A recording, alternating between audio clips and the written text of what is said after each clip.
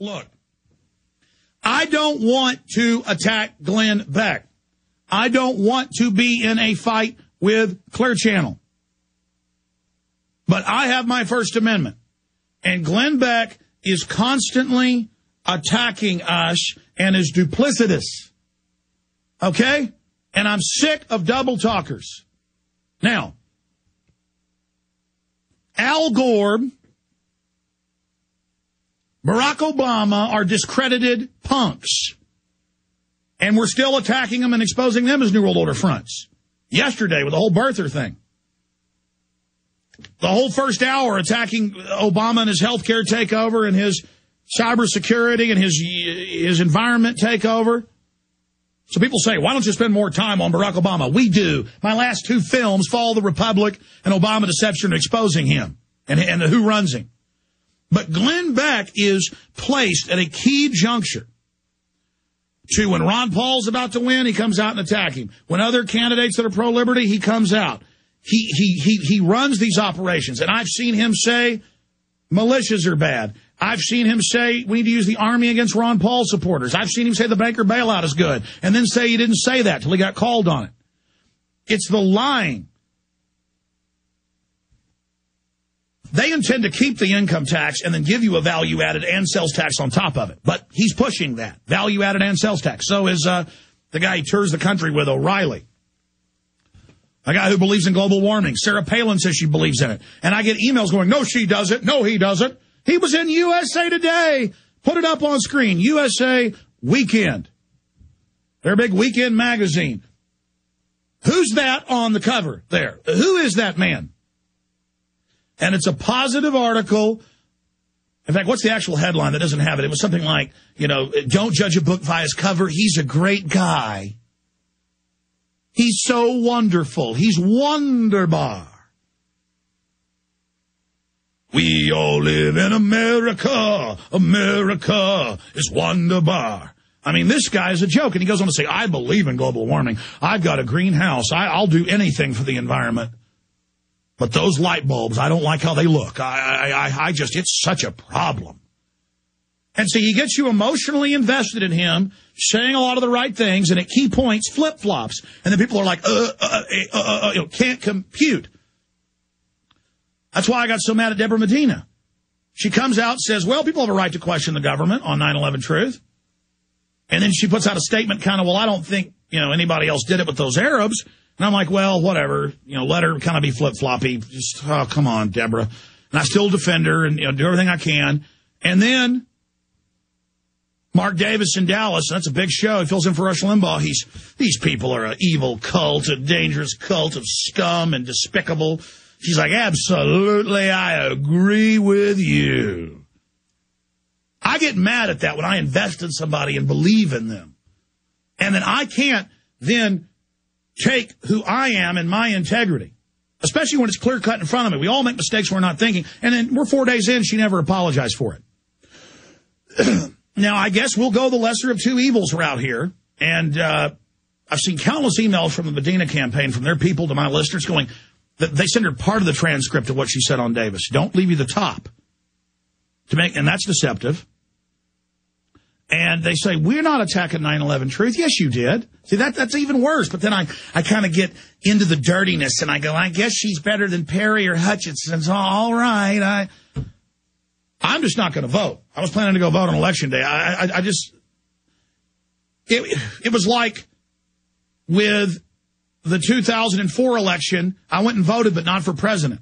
I mean, Kerry, Bush. I knew the outcome was already set. I didn't vote, if memory serves, with McCain and Obama because I knew it was already set. We have 8% turnout for county and city on a national average. I think it's 8.2. And we have, what is it, almost 50%? It was even higher in the last election for the president, this big pageant, when the real power is local. And so I don't think I can make myself go even vote. I for either of the three. That's my personal. I get my vote, don't I? I'm allowed to have my vote, or maybe not. To that 1% out there, the few emails I've gotten saying, you just need to roll over to what she did. 4 days later, nothing but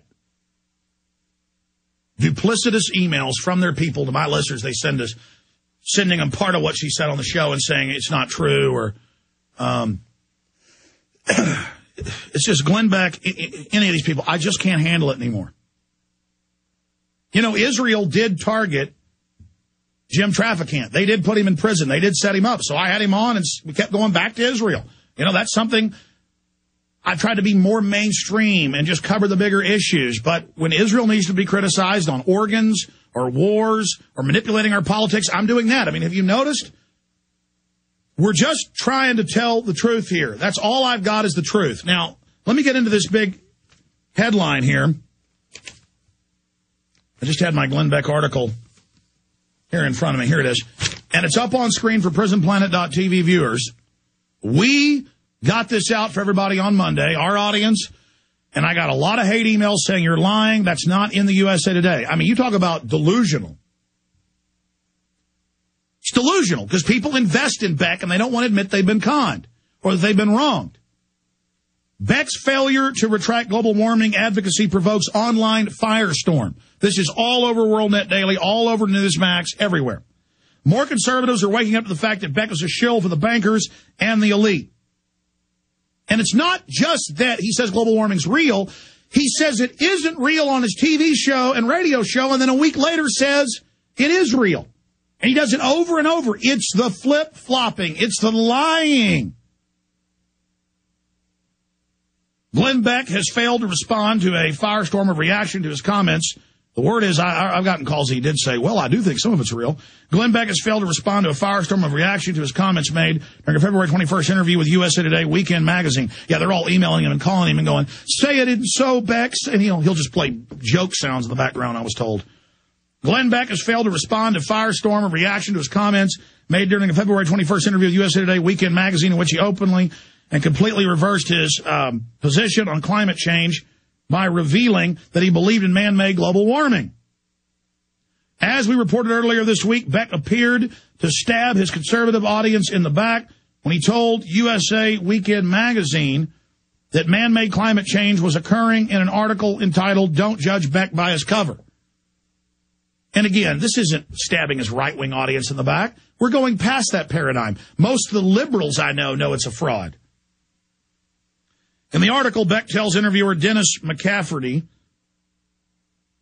you'd be an idiot not to notice the temperature change.